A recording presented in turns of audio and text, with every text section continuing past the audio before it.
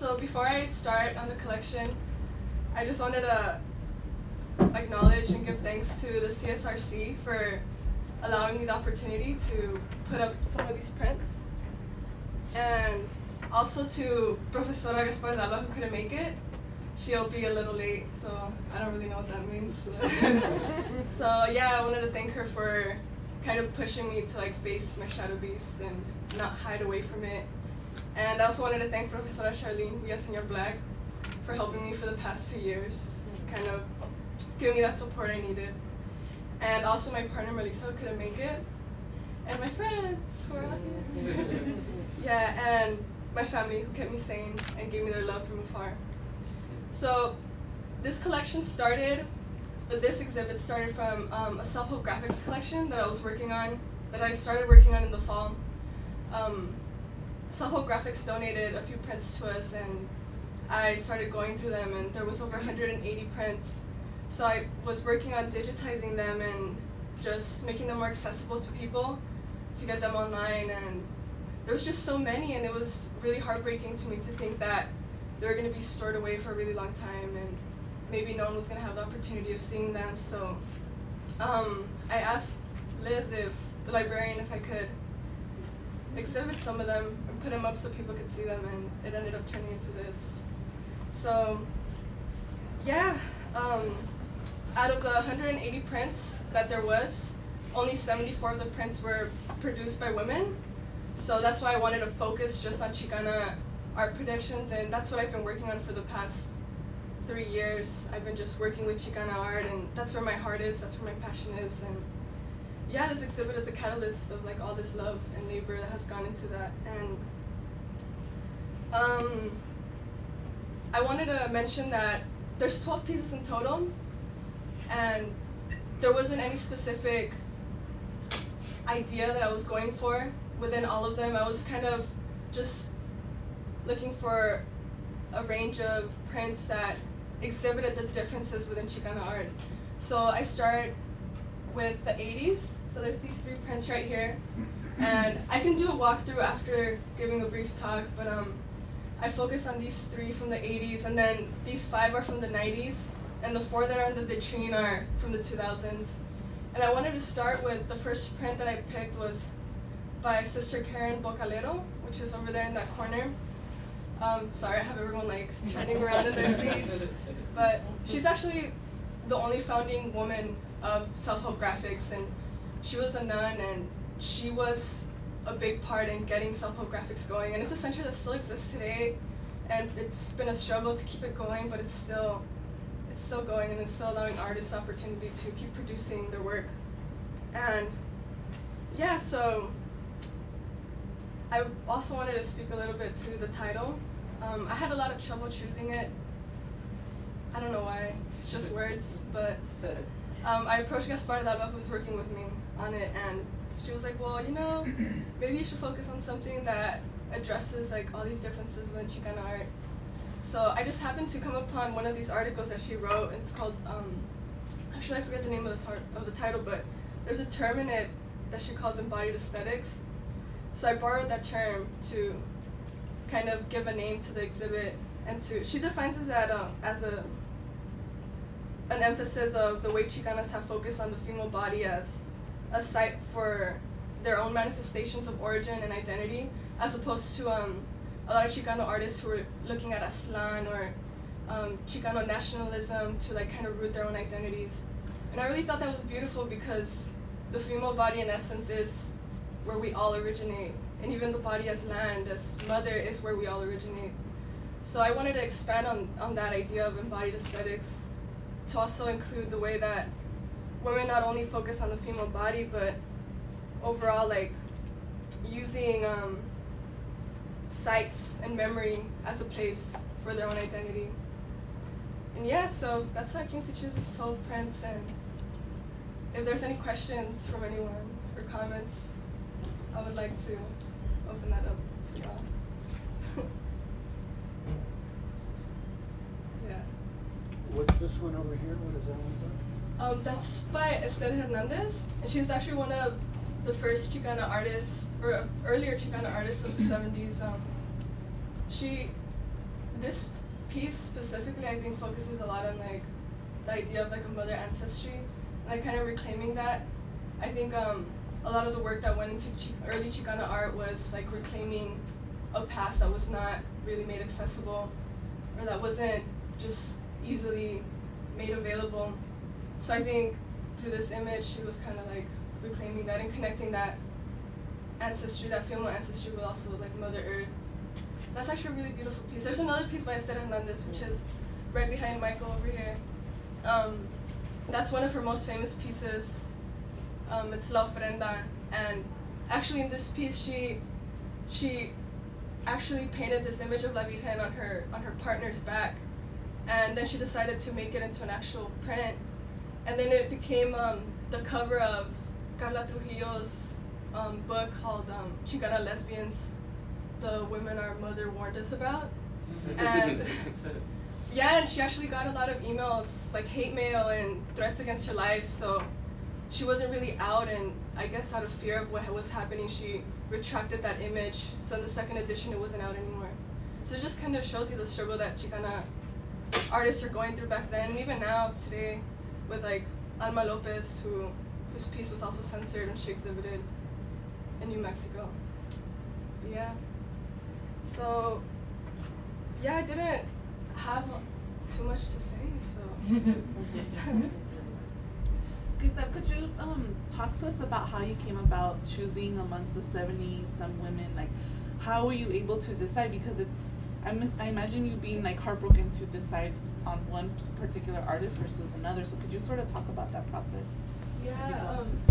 Actually, at first, I really wanted to focus on the female body as like a site for like embodied aesthetics, or like embodied desire, or just, you know, that looking at the female body as a site. So I was just looking through all these prints, and just there wasn't really too much of a connection. I started including, there was one, I believe only one gay male Chicano artist in this entire collection. So I was looking at his prints, and he was using the male body to kind of emphasize and like acknowledge his own desire. So I was just working with those, and then I realized that it just wasn't working well. So I just stepped back, and I just started looking through the prints and seeing if there was anything that kind of connected them. And I realized they were all just connected, you know? They were all just trying to express their own identities, and they all just were rooted in such different places. And it's not only Chicanas, there's women of color as well that didn't identify as Chicanas, who are also being exhibited right now and in the collection. So I just decided to step back, and instead of looking at an idea, just picking prints chronologically, right? So I picked 3 from the 80s and 5 from the 90s, and then 4 from the 2000s that I decided to put in the vitrine to just emphasize that right now, like where Chicana art has been going and is going, it's so different. The 4 prints, I wish I could have brought something to display them up here, but they're so different. Like you have Diane Gamboa, who uses like androgynous figures to like force us to like question the ideas of gender and like binaries, and you know, shifting that. I mean, I think that's a conversation that we have to have in the 21st century. Like, come on, like what is this with like a male and female binary? Like, that's like the one thing that I feel humans are born and we're told that that's innately ingrained in us, that we're either female or male. So I think her art is just attacking the frontiers of sexuality. And then you have other artists like Sonia, who's like looking into Sonia Romero, who's the daughter of Frank Romero, who's one of the biggest Chicano artists, you know, muralists. And I thought that was really interesting because I didn't know they were related until I started looking her up and found her information. And she's the daughter of this great artist who now lives in Italy or somewhere, like in his casita. But yeah, so she like creates this, it's like a fable, her own fable of her reality, and she always like uses little animals like lions or little figures in her own figure and within the city and in her own scape, and it's like a little like she kind of surrealism, you know, like it's really cool. Yeah, so that was difficult. I don't know if I answered your question at all, but yeah. Is there any other questions? Where did you guys get the collection from? Like who donated them, or where did they come from? I think Self Help Graphics has been donating over the years. One of the biggest donations that came from them was, I believe it was in 2006 or around that time. The water was damaging their building, so a lot of their prints were being destroyed.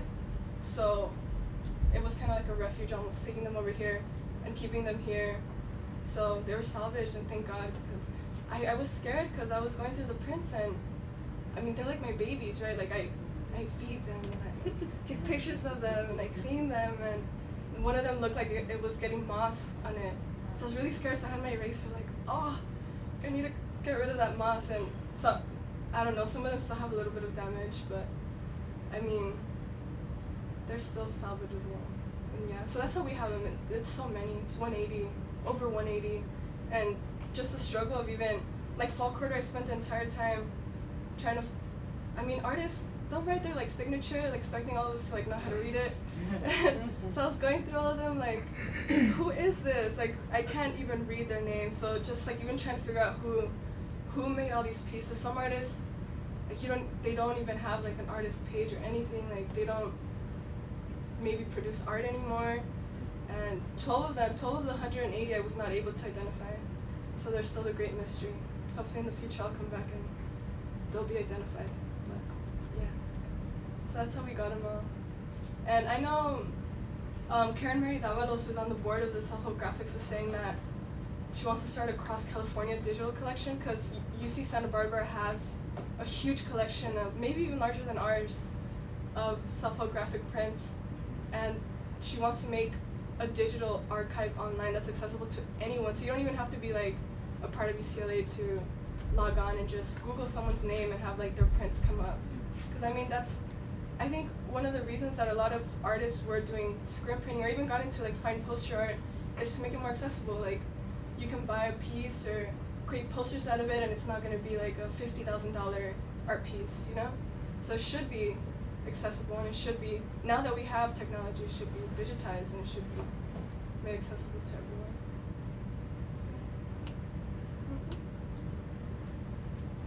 I know it's really hot outside too. I'm enjoying this. We talk about trying to get the work out so that people can see it. I was just wondering kind of like how you thought about that, both in this context, getting it displayed here, but then also just more generally, digitally, just kind of how you think about that process of exposure. You know, I mean, maybe I can't think too far in the future, but just even within the next year, just getting this online is, just because everything we do is online really. I mean, if I want to find a really cool place to eat, it's either I go online or ask a friend. But you know, just having it online, I think it's a great thing. And distributing the pieces, I don't think is possible because we need the artist's permission. I just want to be respectful in the first place. And I mean, this for me was a great way of getting them to be seen. Even in the vitrines, like people just walk by the class and maybe they'll see a print and they're just like, oh, that's kind of cool. And then they just want to look up the artist and then they'll like come up on all this work they have. So I was a little biased. I did want to put Diane Gamboa's work out in the vitrine just because she's a great artist. And I'm actually writing my senior thesis on her, so I'm very biased. Yeah, she's just awesome.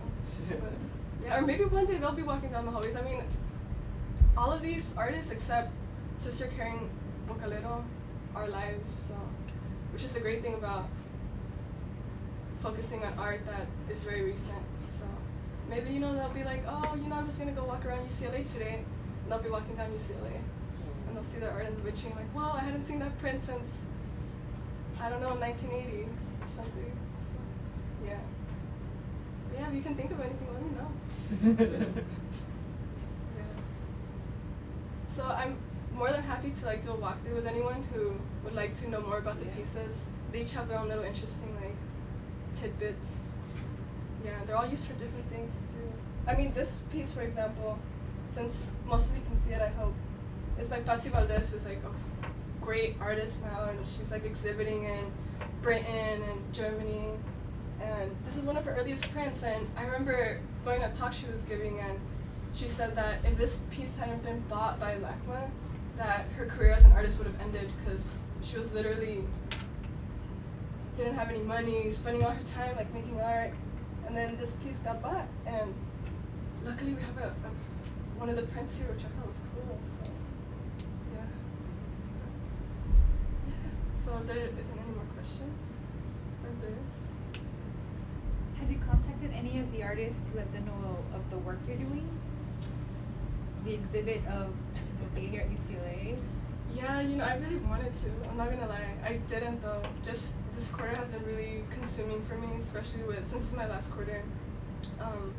And just working on my thesis. Because this is, at first, I wanted to integrate this into my thesis work, which is looking at Chicana art and like the development of that visual language. And somehow like all these knots started forming in like the first weeks of this quarter, and I wasn't even sure if this exhibit was gonna happen because I was just like, man, I don't know, and it was just a lot of planning, and I really wish if I would have had more time, I would have loved to even see if someone would be willing to come speak, Hopefully in the future. This is step number 1. And step number 2 is getting them out here. Maybe even donating more of their work, It'd be great to see the collection grow. Yeah.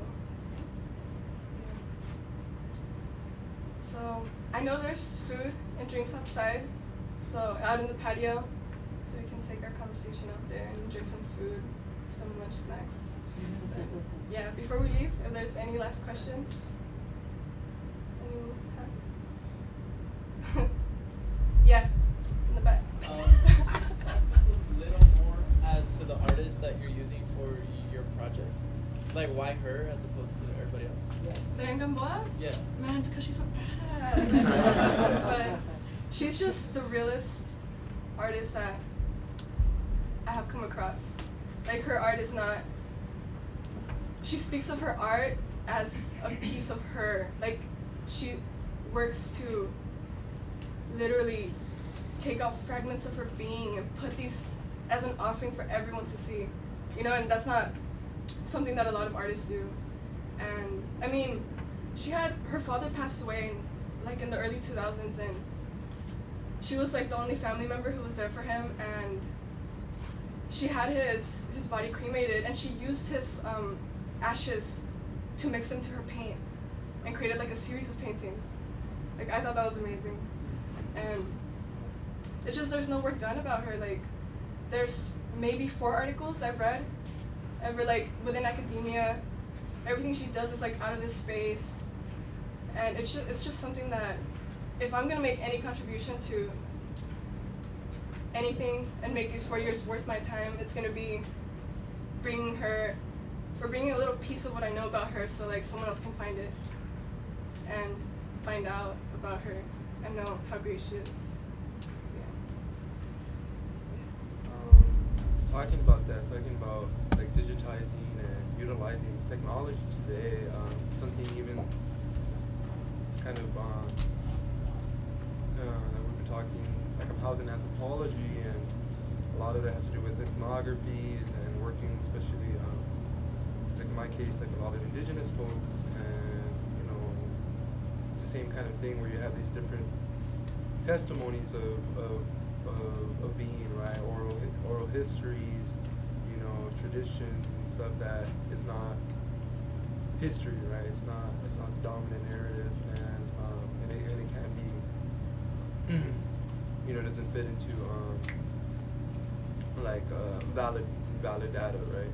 And so one thing that we're because of the advent of technology, like just hearing like digitizing, but even going as far as like film, right, where you have links, say you're reading an article and then you have a link to, say in this case with art, right, you not only have you now a digitized image of the art, but also a link to maybe an interview with the artist, right, where they're actually talking about the art, and actually giving more of a authentic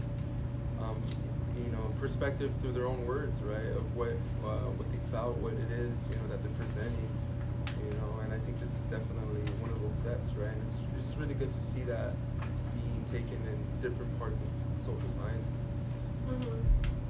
I mean, yeah, and I mean, we always hear like, we're over here in this ivory tower and we're like separated from society, and it's very elitist, and it's very exclusionary, and if you get accepted here and you click now I guess now it's a click to accept to come here, like you're accepting that you're gonna be a part of this space that's very removed and very privileged.